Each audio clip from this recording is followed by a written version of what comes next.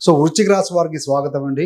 ఈ వీడియోలో 2026 సంవత్సరం ద్వితీయార్థం అంటే జూలై నుండి డిసెంబర్ వరకు వృశ్చిక రాశి వారికి గ్రహస్థితులు ఎలా పనిచేస్తాయి, ఏ ఏ రంగాల్లో అదృష్టం గట్టిగా ఉండబోతుంది, ఎక్కడ జాగ్రత్తగా ఉండాలి, ఎక్కడ జాగ్రత్తగా అడుగులు వేయాలి, ఇవన్నీ కూడా చాలా క్లియర్గా స్టెప్ బై స్టెప్గా తెలుసుకుందామండి.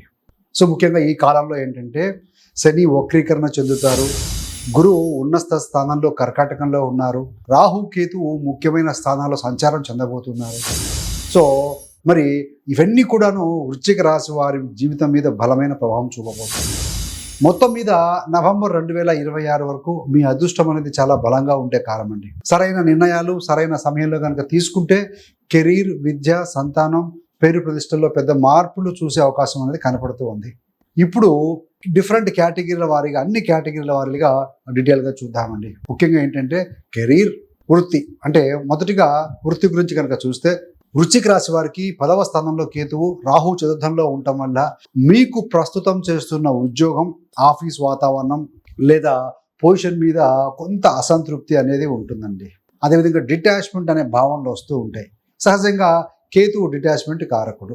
ఇంకా ఏదైనా కొత్తగా ట్రై చేయాలి, లేదంటే నాకు తగిన గౌరవం లభించడం లేదు అని మీలో చాలా మందికి లోపల ఒక ఫీలింగ్ రావచ్చు. ఏదైనా ఆఫీస్ రిలొకేషన్ కావచ్చు, బ్రాంచ్ ట్రాన్స్ఫర్ కావచ్చు, లేదా వర్క్ ప్లేస్లో మార్పులు రావడం కూడా ఆశ్చర్యపోవక్కర్లేదండి. అలా జరిగినా కూడాను కొంతమందికి కొత్త టీం రావటం, కొత్త బాస్ లేదా కొత్త పాలసీలు, వీటన్నిటికి కూడా మీరు అడ్జస్ట్ అవ్వాల్సిన పరిస్థితి తీసుకురావచ్చు. కానీ ఈ మొత్తంలో ఏంటంటే ఒక గోల్డెన్ పీరియడ్ కూడా ఉంది.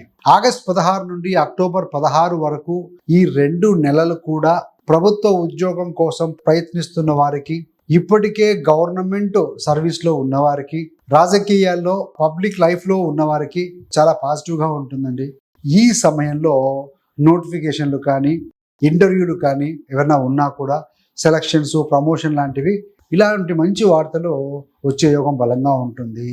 కానీ సూచన షరత్ ఏంటంటే మీరు ప్రయత్నం ఆపకూడదండి. We have to put efforts, then only ఇవి ట్రిగ్గర్ అవుతాయి.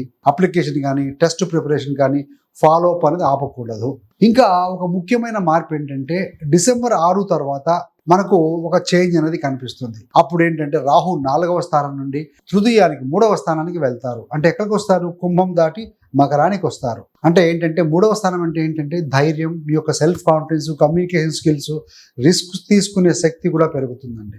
ప్రత్యేకంగా ఐటీ ఫీల్డ్ కానీ, ఏఐ, ఆర్టిఫిషియల్ ఇంటెలిజెన్స్ కానీ, టెక్నికల్ ఫీల్డ్స్ కానీ, marketing, sales, digital, online platforms, వీటన్నింటిలో కూడా